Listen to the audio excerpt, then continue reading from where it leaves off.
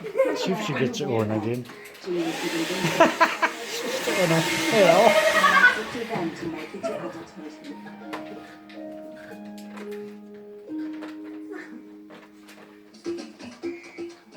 Early morning, and Matt's on an emergency call to Flamingo Land. Good old Zebra Stallion has done his best to assist with the operation, and he's pulled all his stitches out. So it must be rather more supple than we thought to be able to get all the way around there to get out his stitches. Anyway, we'll see what we do when we get there.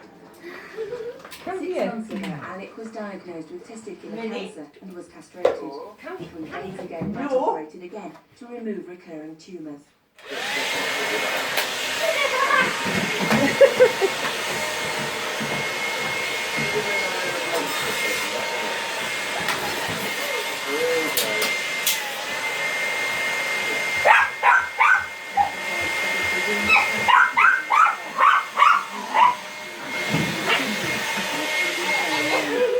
They're going to come out because he and so it must be much tighter.